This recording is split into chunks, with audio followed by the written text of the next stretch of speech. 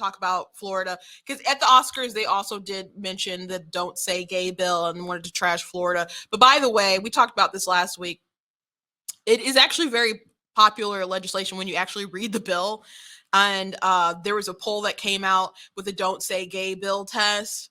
And people just asked, like, hey, do you think kindergarten through third grade should be taught about sexual orientation by their teachers? And 52% of Democrats said, we agree that you shouldn't be able to do that. And so a majority of Democrat primary voters said that's not cool. So that's great. So the question is, why do these people want to die on this hill? Because when the actual real language gets out, and it sounds like DeSantis is really good at navigating around these reporters. He's going to win sweepingly. They're only making his power grow. Make my monster grow. That's what the media is doing to Ron DeSantis, I think. The more they want to die on all these crazy hills. So if that's what they want to do, that's what's going to happen. Okay. I'm not surprised that Hollywood hasn't gotten the memo and they're incredibly out of touch, but that's what they decided to do. But with Disney, they decided to come out against this bill, which they have already, but they decided to issue a statement. So they said Florida's HB 1557, also known as the Don't Say Gay bill. Notice that they did not say the actual name of the bill, the Parental Rights and Education bill. They call it its propaganda name, which is trash. You call it its. They issued the technical name of the bill, but not the actual name of the bill, just the propaganda name. So that's where we're at starting off. Should never have been passed and should never have been signed into law. Our goal as a company is for the law to be repealed by the legislature or struck down in the courts, and we remain committed to supporting the national and state organizations working to achieve that. We are dedicated to standing up for the rights and safety of LGBTQ plus members of the Disney family, as well as the LGBTQ plus community in Florida and across the country. So this is Disney going to war, in my opinion, with the parents. This is them declaring like war, because they're saying we want it struck down in the courts. We want it overturned. So what is the alternative that you want? This is, I've talked about this so many times. In case you don't know, this is what the bill is. The bill is that teachers, administrators, and so on cannot conspire to hide important information from parents regarding the mental health of their children. So Disney is apparently against that. Here's the other big sections that have caused all the stir. You cannot teach sexual orientation or gender identity to children K through 3 or other grades if it is taught in an inappropriate manner deemed by the state standards. Do I know what Florida state standards are off the top of my head? No, I don't. But that I'm just telling you the language of the bill. So Disney is against that. So the main structure of the bill is the K through 3. And potentially, depending on how people want to teach sexual orientation, which there's kids who don't even know how to read properly when they graduate. And we're arguing about, teaching kids about whether they're pansexual or not. And you're like, teachers aren't doing that? Oh, yes, they are. Oh, yes, they are. I had a pretty viral video talking about how Blue's Clues was put this stuff in their TV show. And that's 3 through 5 in ages. Preschool. So, oh yes, people are. There is a need for this bill. If you don't think there is, it's just because you haven't been paying attention. Is it as widespread as people feel? I don't know. I hope to God not. One time is too many. And to the teachers out there who are perfectly sane, please stand up for your profession. Please stand up for your profession. Disney's going to war. Because apparently they think that teachers should be able to teach sexuality to K through 3 and hide important information. That's what Disney is saying when they're against this bill. This bill that they didn't have the courage to call the Parental Rights and Education bill, the proper name of the bill. So here's a clip of Ron DeSantis talking about more of this. He's going to be talking about this a lot.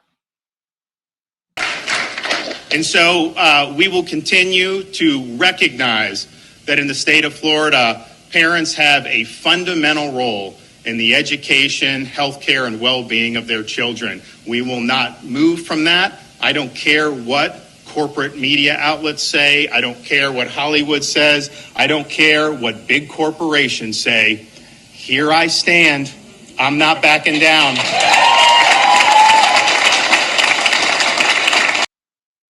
Go, go, Ron DeSantis. Do, do, do, do. like, they're just going to make the monster grow.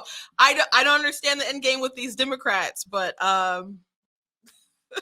they're for a world of hate. So here's actually a parent that is describing one of the reasons why they actually do need this bill. As I said, and I've quoted this story in or referenced it in different articles that I've written regarding this issue and this bill and why certain things like this need to exist. But I have not actually heard until today the actual testimony of this parent. September of 2020, my daughter told me after school she had a meeting with school officials that was held behind closed doors where they asked her which restroom she wanted to use. I immediately contacted the school and was told by the guidance counselor and assistant principal that I could not be given any information regarding the meeting and that by law, my daughter had to be the one to authorize my notification of the meeting or attendance to the meeting. In other words, school officials asked my 13-year-old child her permission as to whether or not my parental rights would be honored. After many weeks of going back and forth with the district, we learned the middle school had created a transgender, gender nonconforming support plan with our 13-year-old daughter without our knowledge or consent. The plan was a 6-page document completed with my daughter behind closed doors with 3 school officials that included the guidance counselor, the assistant principal, and a social worker I had never met. So I just want to point out before she goes on that there's a lot of people out here who are just like, oh, it's the, you know, so there's all these red flags if these kids don't want to talk to the parents, if the kids don't want to talk to the parents. When there's these activists who are putting these ideas into these heads of these kids, there's incidents where people tell parents the kids not to tell their parents certain stuff, or they're like, how are they going to accept this? Are they going to accept you? Are they going to, or they scare them, they shame them or whatever. This isn't related to the LGBT bill, but someone told me the other day a story about how, I think it was a friend of theirs, they got pregnant and the administration told them not to tell her parents about it. And I was so angry hearing that because I'm like, what is the end game with that? You can't hide something like that. Like, time's gonna give it away eventually. So what was the point of that? For her to eventually like round up enough money, then go to an abortion clinic or something? Why not alert the parents? And what actually happened was that the parents ended up raising that baby for 6 years of its life.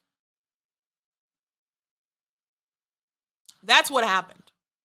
So you got to understand, there are children do not always make the best decisions. Children do not always make the best decisions.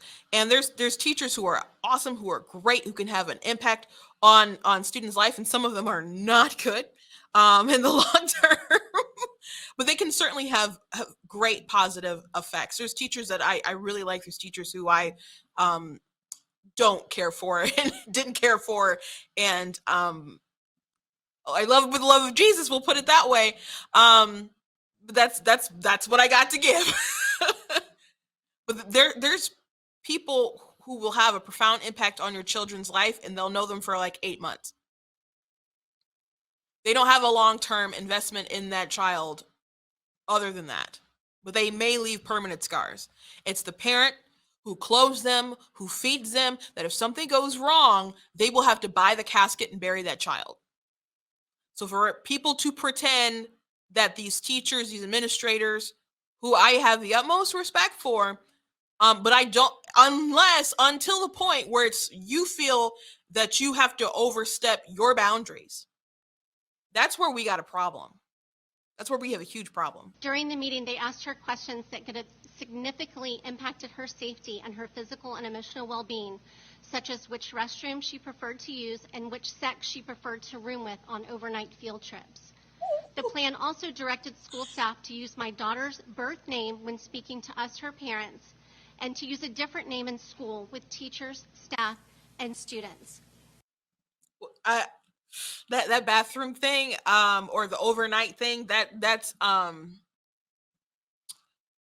really crazy. By the way, there was a school where they had staff who identified as, or it was a camp. I can't remember exactly if it was a school, but I think, yeah, it was a school, and they had a camp or something, and there was staff who identified as female, and they could not confirm whether or not there were people who slept with the girls who were biological men. And the parents were too nice about it. The parents were way too nice about it. Oh my gosh. If first of all, that couldn't have happened, that because I would not, they could have tried me. I would have been the child that would have been like, now we're not doing this. Give me a phone. Call my daddy right now. Oh my gosh. Oh my gosh. Oh my gosh. I can't even imagine. Sometimes when I tell my dad these stories and ask him what he would have done, the looks on his face. Oh my gosh, how lucky he's a man of God. Oh my gosh. Let me go on. This plan directed school staff to conceal from us that this meeting and plan had ever taken place. When parents are excluded from critical decisions affecting their child's health and well-being at school, it sends the message to children that their parents' input and authority are no longer important. This created a huge wedge between our daughter and us because it sent the message that she needed to be protected from us, not by us. Exactly. There's people who are trying to build a wedge between the parents and the children. And I don't understand that, because at the same time, a lot of this stuff is going on. You have to understand that if something happens, the school may have an interest in protecting itself. Like, we can go back to Loudoun County, where there was the girl who was sexually assaulted in a bathroom by a boy in a skirt, and the superintendent's like, we're not aware of any incidents that have happened in a bathroom, knowing full well that he was lying about that the day that the father was there. And the father got upset and rowdy, and he ended up getting arrested. And pictures of his belly hanging out and stuff, with the handcuffs behind his back plastered all over the internet. And the headlines from that was used and cited in a letter from the National School Board Association that was coordinated with the White House to the DOJ, for them to be like, hey, can you use the Patriot Act on some of these parents? So when you have incidents like that, it seems very strange to me that there are people out there who want to take the side of the schools over parents. And there's too many people assuming that the parents are the bad guys in this situation. Like, every single parent is just a potential abuser, or probably the abuser. That's what it seems like, the people who are pushing back on these sort of bills, the sort of assumptions that they're making. So in this case where she's describing with her child, the school is the one who set that precedent of, you can keep these secrets. This can remain with us. You can not tell your parents stuff. we can have all these secret things. We can suggest these things to you. You can sleep in a different room with people who are not your same sex, if that's what you deem that you want. And we can keep this all a secret. And you can just keep this between us instead of going to your mom and your dad. That is sick. That is sick. And if that's what you are stand for, and that's what you're supporting, that's what you're fighting for, we do not have middle ground. You are my enemy. And I don't have time to be nice about that. I just don't. I hope people understand the sort of things that they are standing behind. But I don't think a lot of people have really thought this ideology through to the fullest. I don't think people are really considering it. But that's what you're supporting. So you need to take a principled stand, and take a principled stand against the people who are pushing this. Unfortunately, a lot of you people are going to have to take a principled stand against, your Disney Plus, and you like your Marvel comic books and movies and all the other kind of stuff. But if that's the war they want to make, I want them to change course and retract that stuff and get to the point where many of their employees who are trying to be non-political, who are conservative minded or Christian or just want to remain politically neutral and just make the magic of Disney. They released a letter. We went over that, I think it was last week, where they're just like, we think it's important to have things that are not political, like entertainment, and just have things that will draw us together. We kind of need that mental safe space as a nation, as a society, to say, hey, I like that we don't talk about Bruno's song, and not to argue about gender bathrooms and stuff. But if Disney wants to go this route where they're saying we want to kill legislation like this, that it should not exist, that this should not be a thing across the nation, and we want to kill it in the courts, you're my enemy. You're my enemy. Social transition is a medical and mental health intervention that can lead to significant decisions that will impact the child's mental and physical well-being.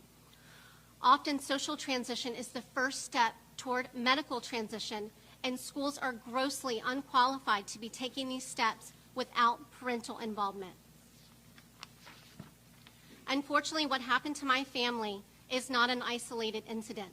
I have been contacted by parents all over our state who's had their rights violated in this same manner. Parental involvement in a child's education is considered by many education experts to be the most important factor in student success. This is well known and documented, yet schools have been systematically cutting parents out of critical decisions being made with their children, painting them as enemies to their children with no due process. Parents know and love their children more than anyone in this world. I have always told my children my number one job is to keep them safe, and this school took that away from me. For the safety of our children, these parental rights violations must stop, and school districts must be held accountable when they break the law. Thank you, Governor, for signing this law. Go, go, Ron DeSantis. Do, do, do, do. Is there a better governor in America right now? Is there? I don't think so. I don't think so. It's no wonder that at events like CPAC and so on, where they do polling for who's gonna be the president or who would you support, overwhelmingly still it's President Donald Trump, but Ron DeSantis is a second. And granted, it's still a pretty large gap. But the gap between DeSantis and anyone else is large as well. They're not even like feasible and worth talking about it right now. But it's still early. It's still early. But man, I don't think there's anyone better than DeSantis right now. And there have been other governors who have tried to stand up in a little bit, but they're not willing to brawl as much as he is on these issues. And these are winning issues with parents. I know there's a lot of political pageantry around, like the parental rights bill, with the propaganda with the Don't Say Gay bill. But when people look at the language of the bill, they're like, no, oh gosh, no, why would I support that? But there are people who are still adamantly saying, hey, no, we think that should be taught. And they think it should be taught because they're like, well, we need to teach the kids inclusion. I'm just like, first of all, to what degree do you need to teach inclusion? Like, do you need to just kind of teach people like skills where if they're in someone's space and they're different, that they're just respectful to them? Because you don't need to like literally include every single thing that happens in life to teach children that. I mean, you can. I say this a lot, but show them Land Before Time. When it's done with dinosaurs, like 3 horns don't play with long necks, and they all had to work together, and they all became friends. They tried to get to the Great Valley and reunite with their parents, and Littlefoot with his grandparents, because his mom was killed by the T-Rex, and it was all very sad. But those are lessons that people are able to learn. And hopefully to some degree they go to school with some of that in mind, that they've been taught a little bit of that baseline from their parents, but they go into schools and they learn to cooperate with other children.